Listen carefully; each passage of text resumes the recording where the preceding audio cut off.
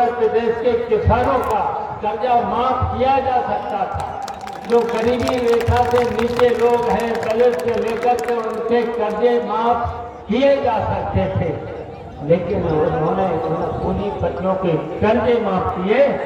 उसमें से 10,000 करोड़ रुपया उन्होंने रिश्वत के लिए कमीशन लिया। इतनी बेईमान ये पार्टी है।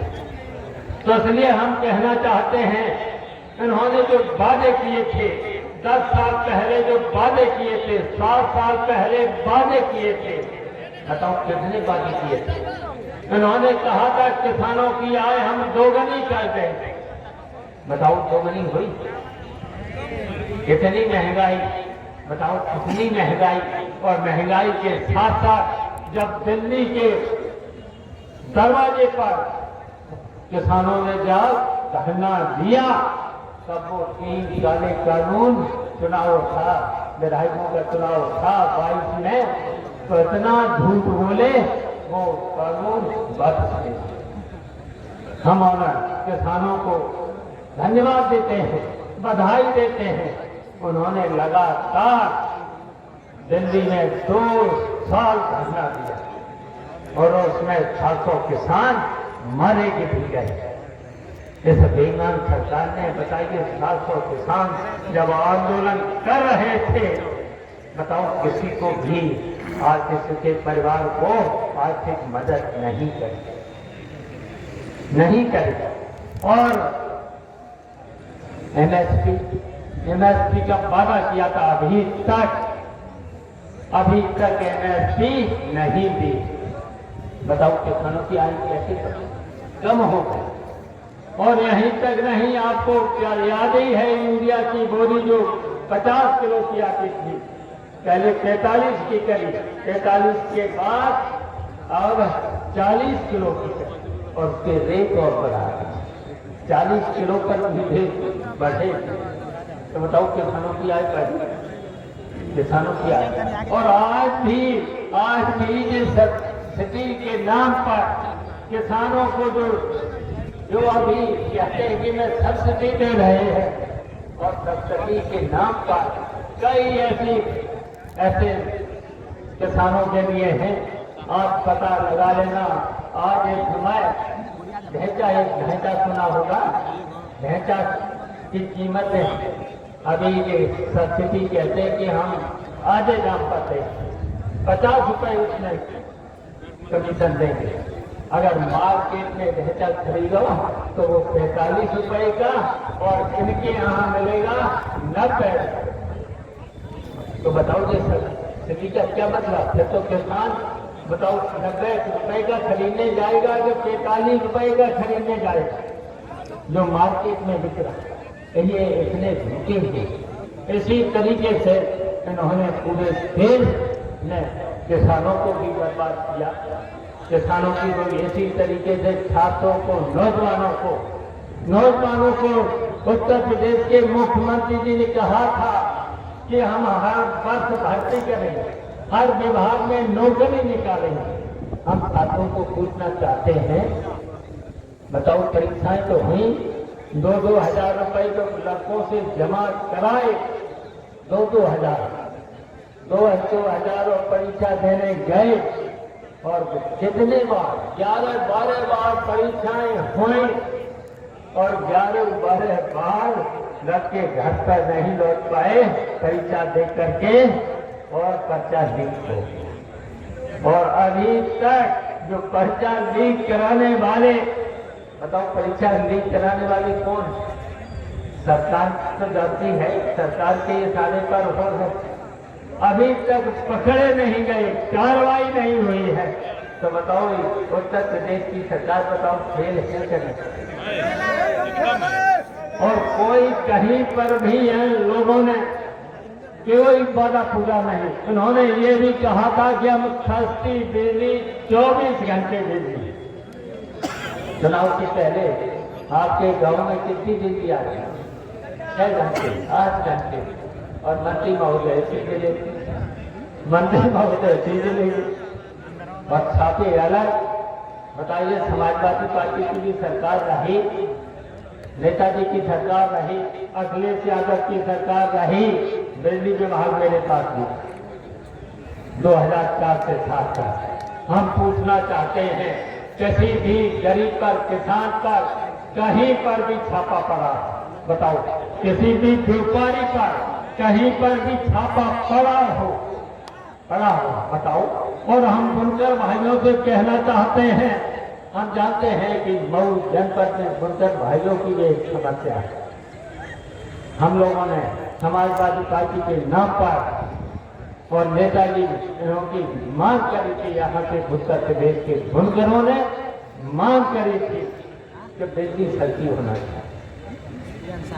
और नेताजी के समय में बताइए, सरकारी ट्यूबवेल का पानी फ्री कहीं पे लगता, और यहाँ तक कि जो भी अगर कनेक्शन लेना होता था तो फिर पहले तो फ्री था, और अखिलेश यादव की सरकार ने 9,000 का ट्यूबवेल का कनेक्शन मिलता था। और आज बताइए, किसान भाई बैठे हैं, बताइए आप कनेक्शन अगर ट्यूबवेल का लो तो कितने का मिलता है?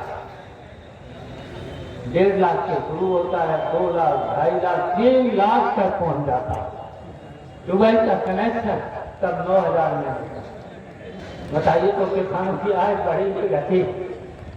तो इसलिए हम कहना चाहते हैं, ये चुनाव बहुत ही महत्वपूर्ण है, बर्बाद किया है इस भारतीय जनता पार्टी की सरकार ने, बर्बाद किया। देश का संकट पैदा है इस समय की, तानाशाही के रास्ते पर ये लोग जा रहे हैं। उस समय हम तो नेताजी ने आदेश दिया, बुनकरों को जिस तरीके से किसानों को भी सुविधाएं दी हैं, उस तरीके से बुनकरों को भी सुविधाएं देना चाहिए। तो 65 रुपए में फ्लैट रेट में बिजली दिया था, 1 महीने में 1 लूप पर 65 रुपया। अब जब बेईमान सरकार ने आश्वासन तो बहुत दिए, अल्ताफ अंसारी बहुत आश्वासन तो दिए हैं, अब बताओ कितने, 1 लूप पर 1 महीने में कितने में बिल आता है? बताओ, 1 लूप पर 8 12 गुना, बताइए क्या मिलेगा उन्हें? बताइए पूरा, बताइए एक, और उसके बाद छापा अलग, बताइए छापा अलग, FIR अलग, और फिर जुर्माना अलग, और फिर सेटिंग, फिर सेटिंग करते। बताओ बेईमान है कि नहीं सरकार? कितनी बेईमान है, इतनी बेईमानी के साथ महंगाई, बेरोजगारी और भ्रष्टाचार। बताओ कौन से कार्यालय में भ्रष्टाचार है? थाना ले लो, तहसील ले लो, SDM का कार्यालय ले लो, यहाँ तक SSP का कार्यालय ले लो, यहाँ तक जिला अधिकारी का कार्यालय ले लो, यहाँ तक मुख्यमंत्री का कार्यालय ले लो, कहीं पर भी बिना पैसे के। बताओ हम आप ही से पूछना चाहते हैं, आप लोगों से पूछना चाहते हैं, ऐसा कोई कार्यालय है जहाँ भ्रष्टाचार ना हो? पैसा लगता है बहुत होता है। तो इसलिए इस सरकार को हटा देना है, और इसलिए हमें आप पर इसलिए भरोसा है, आपने 5 महीना पहले जब यहाँ से भारतीय जनता पार्टी के प्रत्याशी को हराया था तो पूरे प्रदेश में संदेश गया था। चलिए वो तो हमारे साथी बने, हमारे उत्तर प्रदेश में साथी बनकर चले, और अब राजीव राय को अखिलेश यादव का साथी और किरणमयी नंदा बैठे, इनका साथी बना करके लोकसभा में भेजना है। बताओ भेजना है? हाथ उठा करके बताओ। बताइए, यहाँ पर आप धमकियां देने लगे हैं, धमकियां देने लगे। एक मंत्री हैं, 2 विभाग, बताओ प्रधानों को भी धमकी, बताओ धमकी देते हैं। और ऐसे तो मंत्री हम लोगों ने तो बहुत देखे हैं, और जनता जब समझती है तो ऐसे मंत्री हवा में चले जाते हैं, और हम लोगों ने तो ऐसे मंत्रियों को जाने हरा करके हवा में। इसलिए आपसे हमारी अपील है, हमारी अपील है। और आपने तो देखा ही 4-5 महीना पहले, 4-5 महीने ही तो हुए हैं, घोसी का चुनाव हुआ था, सुधाकर बैठे हैं। कैसे जिता दिया था आप सब लोगों ने? अब खड़े हो गए हैं। बताइए कितना उत्पीड़न था, पुलिस से लेकर के अधिकारियों से लेकर के कितना उत्पीड़न था। और जो हमारी माताएं बहनें, जो हमारे किसान हैं, गरीब हैं, मेहनत करते करते पूरे हो गए, जिनको एक नेताजी ने एक सहारा दिया था पेंशन का, किसानों को पेंशन 60 के ऊपर के किसानों को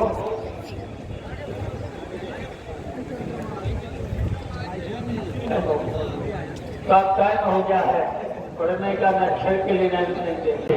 और फिर हम अपने नेताओं से कहना चाहते हैं, इस निकम्मी बेईमान सरकार को हटाने के लिए जितने भी मंच पर बैठे हैं और जितने भी हमारे बूथ प्रभारी से लेकर के जितने भी बैठे हैं, जितने भी लोग यहाँ बैठे हैं, सब लोगों को एक हो जाना।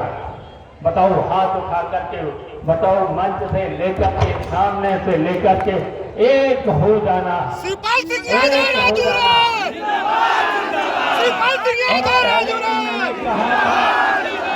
और पहले भी मैंने कहा, चाहे रेड कार्ड हो चाहे पीला कार्ड हो, चाहे धमकियां मिले, धमकियां भी अधिकारी देने लगे। प्रधानी से लेकर प्रधान लोगों को, बिलासपुर को, यहाँ तक कि समाजवादी पार्टी के जितने भी चेयरमैन से लेकर के धमकियां भी देने लगे, बुलाने लगे। तो हम तो कहेंगे बुलाने पर जाना नहीं। कितने तारीख को आपका चुनाव है? 1 तारीख को चुनाव है, लास्ट वाला है। 1 तारीख को चुनाव है। 1 तारीख तक कोई भी पुलिस का कोई भी अधिकारी बुलाए जाना नहीं। और हम तो कहेंगे पकड़ में भी मत आना, पुलिस के पकड़ में भी मत आना।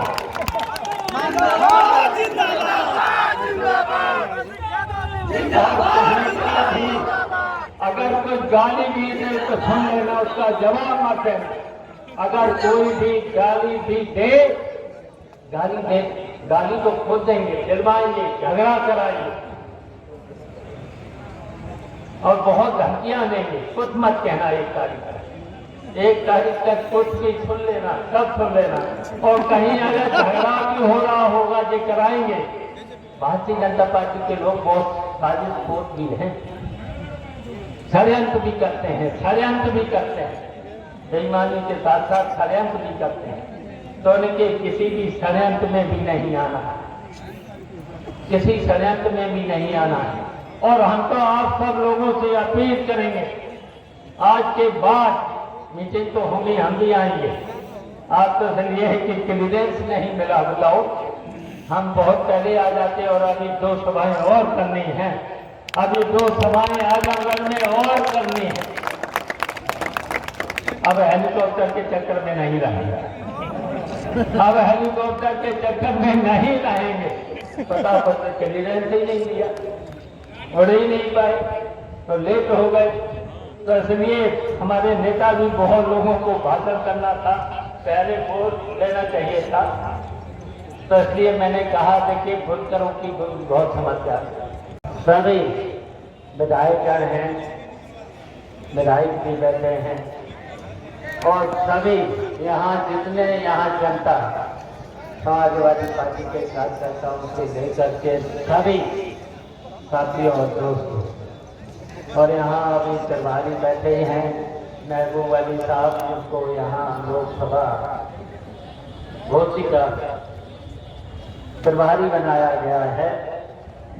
उनकी जिम्मेदारी भी है कि यहाँ की व्यवस्था देख करके हमारे प्रत्याशी राजीव राय को जिताना है और भारतीय जनता पार्टी को हराना है। और ये चुनाव बहुत ही महत्वपूर्ण चुनाव है। और महत्वपूर्ण इसलिए हो जाता है कि भारतीय जनता पार्टी पूरी पूरी झूठी पार्टी है और झूठी के साथ साथ बेईमान की पार्टी है और बेईमान के साथ साथ ये पार्टी भ्रष्टाचारी पार्टी है। भ्रष्टाचार चरम सीमा पर सरकार में हुआ है और जितने भी ये सब भारतीय जनता पार्टी ने डबल इंजन की सरकार, भारतीय जनता पार्टी वाले तो बोलते हैं डबल इंजन की सरकार, और डबल इंजन की सरकार ने बताओ आपके बीच में कोई काम किया है 7 साल में और 10 साल में? केवल जनता को परेशान करने के भी काम किए हैं। बहुत सी बातें हैं, बहुत सी बातें हैं, किसान से लेकर गरीब से लेकर दलित से लेकर के यहाँ तक अल्पसंख्यकों से लेकर के बुनकर से लेकर के गौड़ समाज के लोगों को लेकर सबको परेशानी किए है। और यहाँ तक के छात्र नौजवान और छात्र नौजवानों के साथ साथ महिलाओं को भी परेशान किया। महिलाओं की ऐसी ऐसी घटनाएं हैं, ऐसी घटनाएं हैं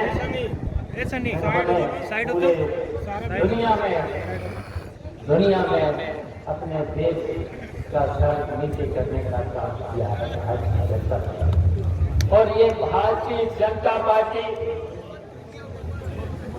कितने वादे किए थे याद कर लिया करो, कभी कभी याद कर लिया करो। कोरोना का पीरियड भी याद कर लिया करो और नोटबंदी का भी। नोटबंदी जब नोटबंदी हुई तो बताइए किसको फायदा पहुंचाया? भारतीय जनता पार्टी। केवल भारतीय जनता पार्टी के बड़े बड़े नेताओं ने फायदा और उनके साथ साथ 2-4 विधायकों ने भी फायदा उठाया, जैसे भारतीय जनता पार्टी के सारे। और कोरोना के पीरियड में दवाइयां सस्ती होना चाहिए। दवाइयों के साथ साथ ऑक्सीजन भी नहीं दे पाए और कितनी महंगी दवाएं। थोड़ा पीछे भी आएगा तो राजीव राय कोरोना पीरियड में बताइए कितने लोगों की मदद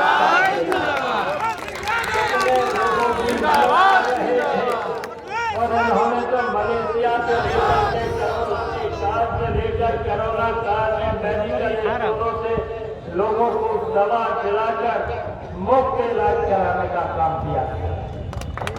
कितनी संस्थाओं ने कितने ऐसे देश के लोगों ने, लेकिन भारतीय जनता पार्टी के लोगों ने कोरोना के टाइम पर भी बताइए वैक्सीनेशन जब कराया तो कितने की घोषणा पता है? वैक्सीनेशन बता रहे जबकि 80 लाख लोगों के बताइए वैक्सीनेशन लगाया और उसमें से 300 करोड़ रुपए उस कंपनी से भी लिए। इसलिए मैंने कहा कि बेईमान सरकार है, भ्रष्ट सरकार है। और यहीं तक नहीं बताइए पूंजीपतियों से मिलकर इनके कुछ मित्र हैं पूंजीपतियों को, केवल उन्हीं को और जितनी भी देश की संपत्तियां थी जो मुनाफे में थी, देश की संपत्तियां उनका निजीकरण करके उन्हीं अपने मित्र पूंजीपतियों को दे रखा और उसमें से भी कमीशन लिया और ऐसी तरीके से उन्होंने आपने देखा है इलेक्ट्रॉनिक बॉन्ड के नाम पर, चंदा के नाम पर कुछ ही अपने पूंजीपतियों के कर्जे 16 लाख करोड़ रुपया उन्होंने अपने पूंजीपतियों के माफ कर दिए। दुनिया में संदेश जाएगा कि आपकी बात समाजवादी पार्टी और इंडिया गठबंधन ने इन षड्यंत्रकारी और बेईमानों को हरा करके भेज दिया। तो इसलिए भोती मऊ के लोगों आपसे बड़ी उम्मीद है। हैं? रतो लाल का अधिकरण जो कर रहे हैं ये लोग नहीं होने देंगे। जो निषाद समाज की आजीविका का साधन है रतो लाल का अधिकरण नहीं होने देंगे। रतो ताल ताल है, लाल नहीं। रतो ताल ताल है। तो ये जो निषाद समाज की आजीविका का साधन है वहीं का वो अपना गुजारा करते हैं। तो सरकार बनने पर बहुत सी बातें हैं, दलित लोग जो उनको समझाना